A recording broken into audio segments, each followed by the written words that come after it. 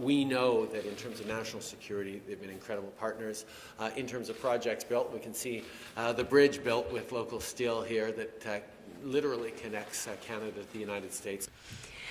So, what do you feel that the different levels of government are doing right and doing wrong in terms of the potential tariffs on our steel and aluminum?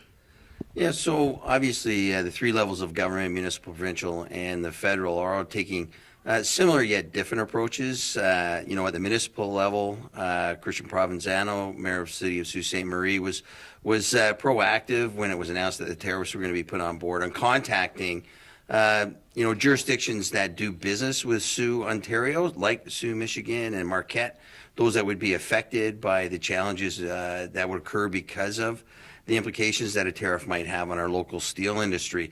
Ross Romano at the provincial level certainly doing similar in terms of contacting his equivalents across the border, again, to emphasize really the connectivity of our economies on a very local level and a regional level. So those two activities here, specific to Sault Ste. Marie, have been very proactive and I think beneficial to what the outcome can be from a potential tariff occurring in the steel and aluminum industry.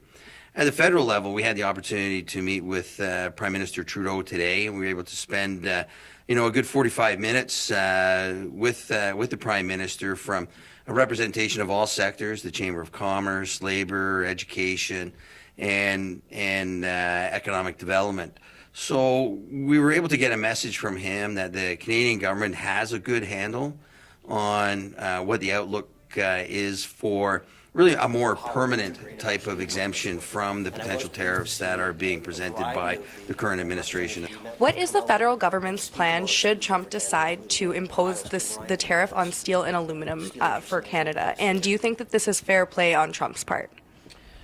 Well, it's a great question, and the 232 that was recently announced that we were quick to condemn, including the Prime Minister, right away, calling it unacceptable.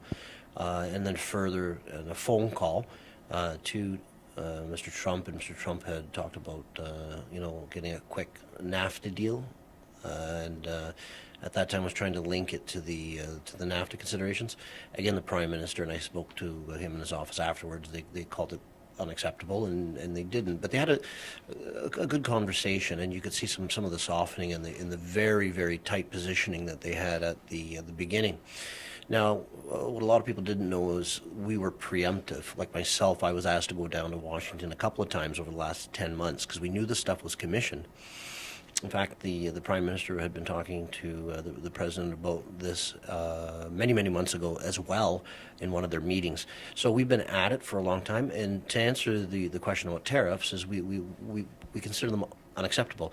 And we're not going to stop today because we've been exempt. We're going to continue. This is the plan, all hands on deck. We've been working with the provincial government representative here locally, also in the province, the Prime Minister's office, all the cabinet ministers, the local Chamber of Commerce, United Steelworkers here local, and we're reaching across to the United States and reaching and talking with their counterparts. And, we've seen a lot of success. What do you think the consequences would be for our city should President Trump decide to impose the steel tariffs on Canada? So, I think we have to look at two things. One is that there would be pretty significant consequences for Sault Ste. Marie, Ontario, but there would also be significant consequences for Sault Ste. Marie, Michigan, and a number of communities in Michigan, Ohio, and West Virginia that we buy inputs from. So we're making Canadian steel, but we're making Canadian steel from a lot of American product, from a lot of American iron ore, and we also buy a lot of American coal. So there would be a substantial effect on our community because we would have to find a market for all the steel that would be taxed if it went into the United States. But that substantial effect would not just be isolated to our community.